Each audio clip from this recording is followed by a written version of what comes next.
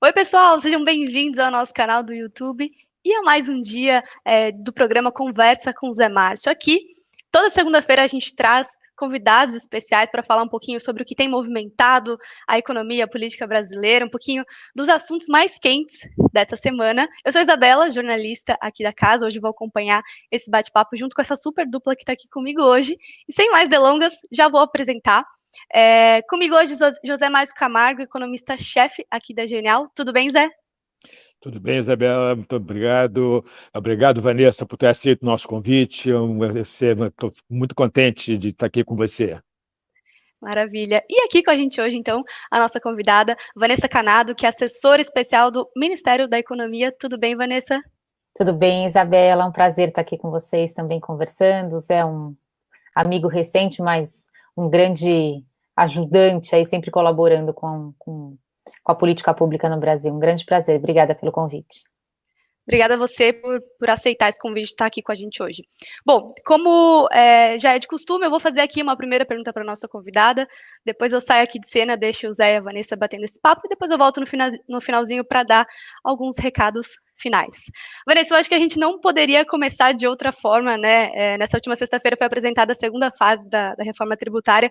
Queria que você começasse falando um pouquinho das suas expectativas, né, e da sua análise. Legal, Isabela, ótimo.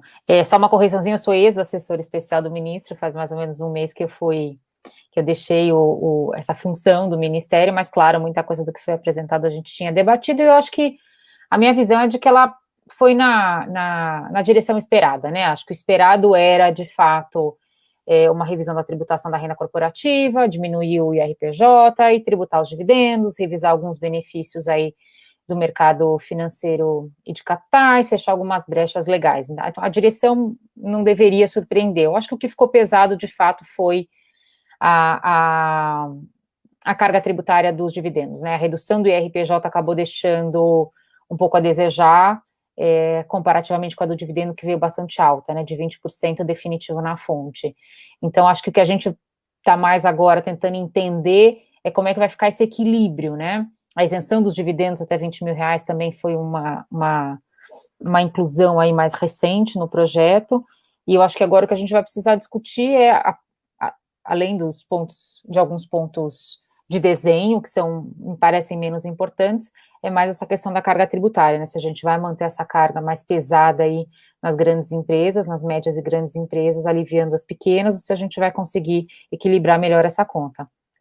Mas, na verdade, Vanessa, quer dizer, pelo que eu estou entendendo, pelo que eu entendi aí da proposta, quer dizer, na verdade, a carga tributária aumenta muito para a pessoa física por causa dos dividendos, mas diminui para a pessoa jurídica mesmo para grandes empresas, tá certo? Quer dizer, então, a pergunta aí quer dizer, que eu não fiz a conta, mas a conta que tem que ser feita é se esse aumento de carga tributária para a pessoa física mais do que compensa a redução de carga tributária para a pessoa jurídica, né? Quer dizer, então, eu acho que esse que é o ponto importante.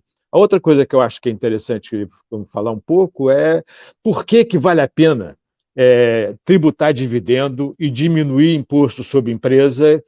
Por que é melhor essa estratégia do que manter o imposto sobre dividendo igual a zero e o imposto sobre a empresa mais elevado? Quer dizer, você tem alguma ideia de o que estava na cabeça lá do pessoal lá do Ministério da Economia, de qual era a discussão em torno de por que vale a pena, que é mais vantajoso do ponto de vista do econômico, não necessariamente do ponto de vista de arrecadação fiscal, por que é mais vantajoso você tributar dividendo e diminuir o imposto sobre corporações?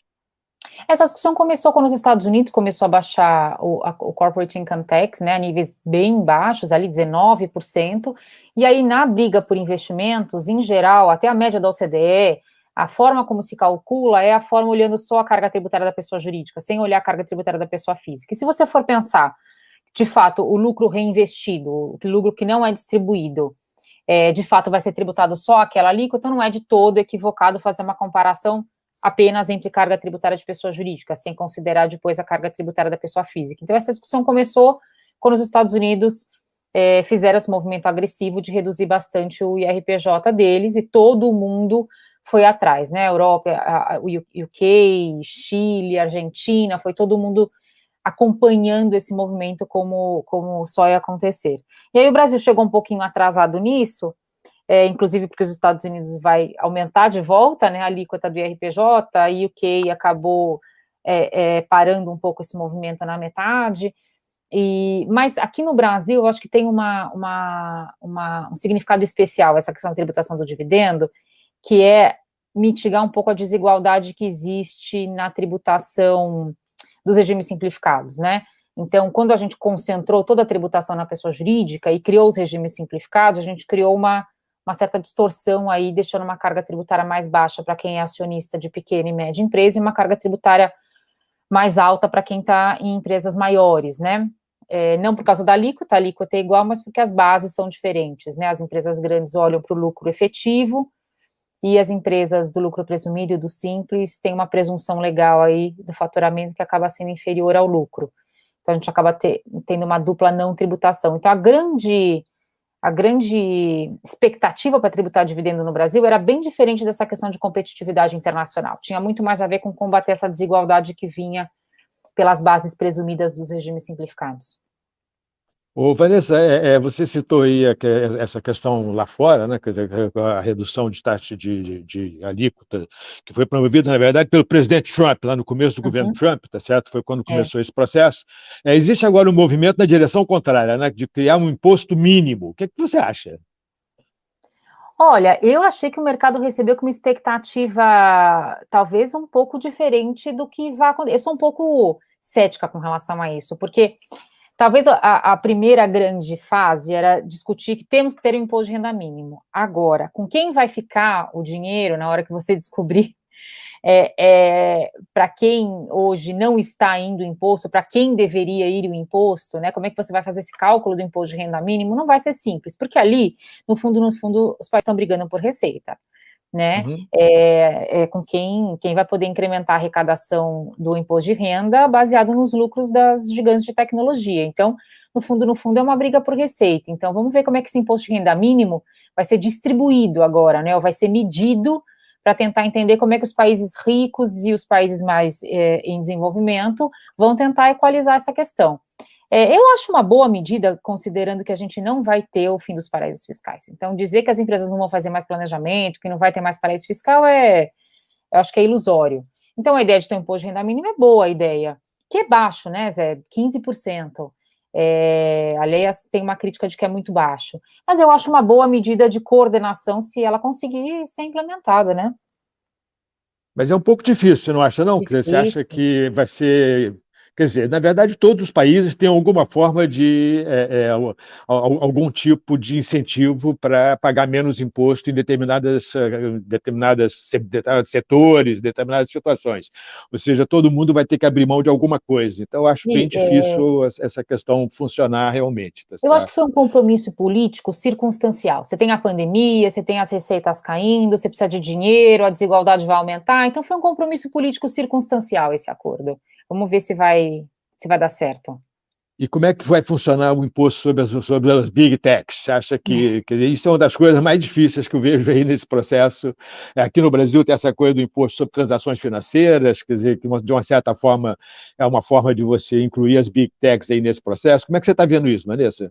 Para o Brasil, eu acho que essa discussão é marginal, Zé. Por quê? Porque o Brasil tem um mercado consumidor tão grande e peculiaridades na forma de pagamento, né? O brasileiro ainda paga muito com boleto, que faz com que essas empresas estejam estabelecidas no Brasil. E essas empresas acabam não pagando imposto de renda quando elas não têm estabelecimento físico, nos países da Europa, especialmente, elas não têm, né? Porque o serviço é prestado remotamente. Mas aqui no Brasil elas têm. Então, não é uma discussão que afeta tanto o Brasil quanto afeta países da Europa. No Brasil, elas têm estabelecimento, pagam imposto de renda, né? É claro que a gente não sabe como, essa é uma informação protegida por sigilo fiscal, mas pagam imposto de renda, tem CNPJ, etc. A gente não consegue saber se pagam pouco ou pagam muito, mas a primeira grande parte da discussão que essas empresas têm que estar no país para prestar serviço para os consumidores desse país, o Brasil não tem nada a dizer, elas estão no Brasil. Agora, se eles estão pagando pouco ou muito aqui no Brasil, eu acho muito difícil que a gente não tenha uma alíquota efetiva de 15% sobre essas empresas. Para o Brasil, essa discussão é muito marginal. Certo, mas você tem alguma ideia de por que elas estão no Brasil e não estão nos países europeus? Bom, o que eu já pude saber é, primeiro, a forma de exploração do mercado consumidor brasileiro tem essa peculiaridade da forma de pagamento, então a gente não paga tanto com cartão de crédito. A gente da alta renda, sim, mas Netflix, por exemplo, ainda recebe muito via boleto bancário, e aí você precisa receber em reais, enfim, precisa ter um estabelecimento aqui. Segundo para os marketplaces, é o tamanho do mercado consumidor mesmo, né? Por muitos anos a Amazon vendeu só dos Estados Unidos para nós no Brasil. Chegou uma hora que ela, para poder crescer dentro do mercado consumidor brasileiro, teve que vir aqui, enfim, assumir logística, etc e tal. Então, é um degrau, né, que as empresas topam subir, apesar das dificuldades do Brasil, por conta de explorar o mercado consumidor, que nem sempre só remotamente você consegue explorar na sua inteireza, para poder crescer dentro do país, enfim, precisa estar aqui. Bom, Vanessa, você participou lá no Ministério, quando você ainda era assessora lá do ministro Paulo Guedes, você participou ativamente da proposta de junção da PIS/COFINS, da criação da CBS. Existe muita discussão em torno da alíquota de 12%, do programa de serviços versus indústria, né? Quer dizer, como é que essa coisa vai ficar? O que você acha? Quer dizer, qual que é a sua visão desse processo, dessa negociação, e como é que você vê, por exemplo, essa questão aí de que 12% pode ser uma alíquota muito alta para alguns setores de serviços e pode ser uma alíquota baixa aí para a indústria. Como é que você está vendo essa discussão? É um equilíbrio, porque a bem da verdade é que se não tem aumento de carga tributária e a alíquota de 12% está bem calibrada, quem vai pagar mais é porque estava pagando menos, quem vai pagar menos é porque estava pagando mais. Então, na verdade, você está recolocando as bases de tributação para que todo mundo pague igual. Não dá para saber, é impossível saber setorialmente se há ou não aumento de carga tributária. Por quê? Porque a gente vai de um regime cumulativo, que é do PIS/COFINS, para um regime não cumulativo, que é totalmente neutro nas operações B2B, nas operações entre empresas. E hoje a gente não tem a menor ideia de quantos insumos chegam, tanto para o setor de serviços como para a indústria, já com uma carga tributária embutida invisível. E quando você torna o sistema mais transparente, para dizer, olha, agora não tem mais cálculo de imposto sobre imposto, o sistema é totalmente não cumulativo, eu não vou cobrar o PIS/COFINS sobre o ICMS, ISS, etc., a alíquota de verdade aparece. Então, a alíquota de 12% pode ser alta, mas partindo do pressuposto de que ela foi calculada adequadamente pela Receita Federal, ela só mostra que a gente arrecada hoje de forma oculta, né? Eu, sinceramente, não consigo entender bem o argumento do setor de serviços, eu sempre fui bastante crítica internamente lá no Ministério de fazer uma diferenciação por alíquota, porque talvez para acomodar transição de preços relativos, uma escadinha, eventualmente, né, fizesse sentido, mas por que não consigo entender muito bem o argumento? Porque nas operações entre empresas, pode ser do simples, presumido, real, não importa, você tem sempre o imposto neutro, né, o imposto que antes era custo passa a ser creditável. Então, eu como advogada, se eu prestasse serviço para a Petrobras, meu serviço era quase 4% mais caro, porque a Petrobras não podia tomar crédito do meu PIS/COFINS. E hoje, se eu colocar 12% na nota, é irrelevante, porque ela toma crédito do meu serviço de advogada, de advocacia. Mesma coisa pode ser um serviço de manutenção, contabilidade, financeiro, gestão, o que quer que seja. Então, todo o serviço hoje que é fornecido para o setor de serviço, para a indústria, para qualquer outra empresa, ele passa a ficar mais barato, né? Porque o que era custo vira crédito. E na ponta, a gente sabe que 90% das empresas estão no Simples Nacional e no MEI, que já tem um incentivo fiscal embutido, né? A carga tributária do MEI é super baixa, né? Quase irrelevante, e a carga tributária do Simples também é bastante incentivada, não só no consumo, mas também na renda e na contribuição previdenciária. Então, eu acho que tem uma certa nuvem aí de fumaça que está um pouco difícil, mas eu acho que vale a pena a gente investir nessa clareza maior dos impactados. Talvez tenha algum interesse aí paralelo, como a desoneração da folha, que esteja sendo usado como argumento como moeda de troca para a CBS, como qualquer negociação política de reforma tributária. Que especialmente que eu tenho conversado com algumas pessoas aí do setor de saúde, por exemplo, que eles acham que vai aumentar muito a alíquota de imposto para o setor de saúde, educação também, um outro setor que eu tenho conversado, eles têm achado que não, pô, mas 12% é muito e tal, mas você tem esse problema, que é impossível calcular, né? Um pouco esse é o grande problema, é impossível calcular exatamente qual é a alíquota que zera o imposto de cada setor. Na verdade, Exatamente. você não quer, né? Porque você quer criar uma alíquota só para todo mundo. Então, quer dizer, Exato. alguém vai perder e alguém vai ganhar. Não tem Não tem muito jeito, como. tá certo? E eu Então, lá no Ministério recebia todo mundo, inclusive a indústria, dizendo que vai pagar mais. Eu falei, gente, se todo mundo vai pagar mais, eu não sei quem estava pagando menos. Todo mundo vai pagar mais. pois é, quer dizer, certamente tem um certo lobby aí, alguém. Ou a dificuldade do cálculo, sei lá, alguma coisa está difícil de encaixar. Não, quer dizer, na verdade, eu acho que as pessoas não sabem quanto de impostos elas pagam, né? Isso é com No certeza, né? fundo é isso, o sistema tributário brasileiro é muito confuso, você paga imposto em cima de imposto o tempo todo, e você não consegue calcular, na maior Não parte das consegue. vezes, você não consegue calcular quanto que é a sua alíquota tributária, tá certo, Atual, né? a cada momento. E aí, É quer isso dizer, aí. na hora que você fala, tem uma alíquota aqui que é de 12%, você fala, pô, mas não tem nenhuma alíquota de 12%. Você não sabe, na verdade. É isso aí. É isso aí. Assusta, né? Mas não Quer dizer, é, as não, pessoas. gente, 35% de carga tributária, Zé, sobre o PIB, é arrecadação pra caramba. Isso É. não vem de uma alíquota baixa. É Não, impossível. claro, é impossível, né? É, hoje vem escondido, mas é óbvio que a gente tem alíquota alta para arrecadar uma média de 35% sobre PIB, comparando com outros países em desenvolvimento. É mais alta. Não, quer dizer, a gente tem alíquota similar a países desenvolvidos, a países do OECD, tá certo? Então, eu Exato. acho que é bem complicado, realmente, tá? Você acha que, quer dizer, como é que você está vendo? Você está otimista em relação à aprovação dessa reforma ainda esse ano? Você acha que esse ano ainda a gente consegue ter um novo sistema tributário aí com a CBS e essa nova estrutura de imposto de renda, quer dizer, até o final de 2021? Ou você acha que isso ainda vai ser só depois das eleições? Zé, eu acho que a gente tem expectativa, sim, de tramitar. Eu, particularmente, a minha impressão é de que vai tramitar, mas eu estou com um pouco de receio do nível de maturidade da sociedade para discutir dois assuntos tão complexos, renda e consumo juntos, né? Então, o meu receio é que a gente não consiga fazer uma discussão tão racional e tão é, é, enfim, tão adequada com todos os setores e as partes envolvidas para dois grandes projetos, né? Para mim, eu acho que o consumo já era um grande desafio, agora você colocou a renda, então acho que a gente vai perder alguma ponta aí. O meu receio é de que a gente perca algumas pontas aí e os projetos acabem sendo aprovados de forma contra as expectativas, né? Ou, por exemplo, na minha opinião, com duas alíquotas, coisa que muito raramente você tira depois. A Europa está há 50 anos tentando fazer essa reforma do IVA para uniformizar a alíquota e não consegue, né?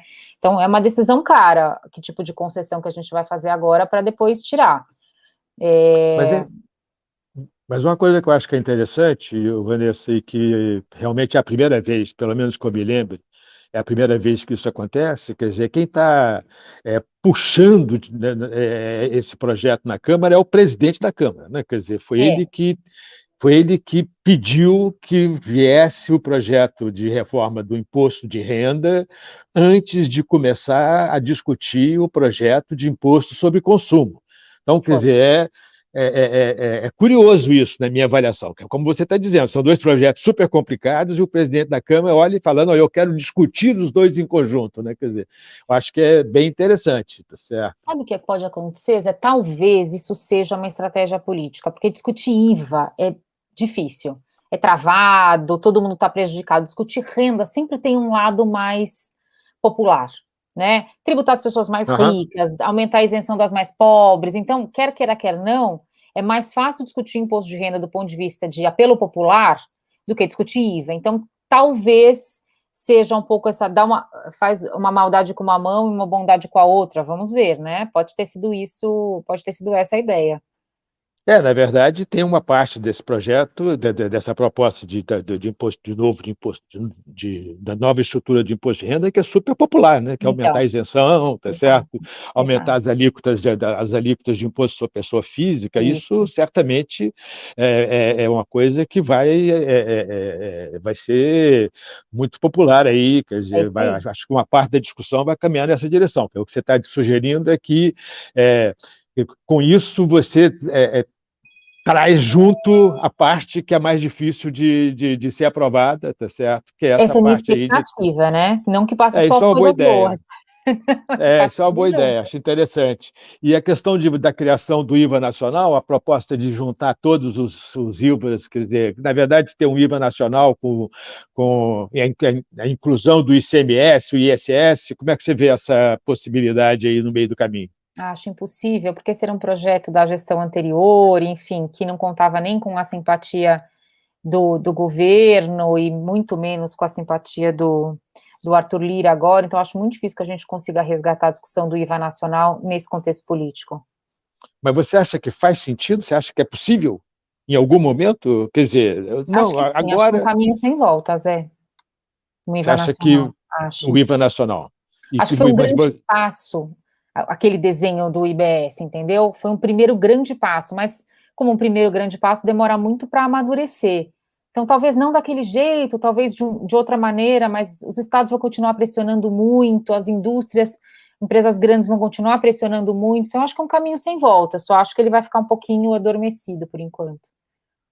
Mas a questão da compensação por perdas, que os estados têm lá os fundos de compensação, você acha, como é que resolve isso? Quer dizer, você acha que a ideia de criar fundos para compensar perdas dos estados com o fim do ICMS, a transformação disso em IVA, você acha que isso, como é que vai ser a discussão política desse processo? Quer dizer, o governo federal, nesse governo pelo menos, quer dizer, disse que não vai, quer dizer, não tem dinheiro para fazer essa compensação. Como é que você está vendo esse Eu acho que não processo? tem que fazer mesmo, Zé. Eu própria defendia que não tinha que ter nem fundo de desenvolvimento regional, porque já tem, e a gente defendeu uma reformulação dos fundos, e a compensação de perdas, eles já tinham desenhado entre eles, né, um fundo de compensação de perdas que eles mesmos equacionavam entre eles as perdas. Então, o fundo de compensação de perdas já estava fora da mesa.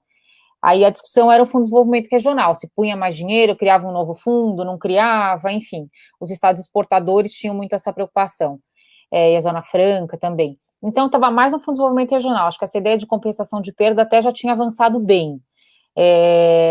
Agora, os estados ainda estão se posicionando como se tivessem em vantagem na discussão, né? E, na verdade, acho que eles não estão em vantagem nessa discussão, né? Com a perda de arrecadação do CMS, a guerra fiscal, eu acho que os estados precisariam entender um pouco melhor a posição deles nessa tributação do consumo de forma paralela à União, né, não sobreposta, como é o que eles estão, talvez, tentando, pelo menos na discussão, tentando colocar, como se a União tivesse que, enfim, abrir mão, sustentar os estados exportadores, sustentar fundos, enfim, não é assim, né, o IVA é para dar autonomia financeira para os entes federativos, não para criar mais dependência. Mas você acha que, então, a criação da CBS é um primeiro passo na direção de criar um IVA nacional? Eu acho. E ela é compatível. Uhum. Desenho muito parecido, entra na transição do IBS da mesma forma que entraria o PiscoFins, eu vejo como um primeiro passo, sim. Quer dizer, mas então essa resistência que alguns governadores de estado têm em relação à CBS é uma resistência puramente política. Eles realmente não estão, sei lá, não parece que eles estão vendo isso como um primeiro passo nessa direção, mas sim como uma outra reforma. Quer dizer, pelo menos a minha avaliação, eu posso estar enganado, na verdade, mas pelo menos em público, quando eles falam sobre essa questão da reforma tributária, eles estão sempre contrabalançando uma coisa com a outra, enquanto que, se é uma coisa complementar, que eles deveriam estar trabalhando na direção de aprovar primeiro o CBS e depois, então, aprovar o IVA nacional.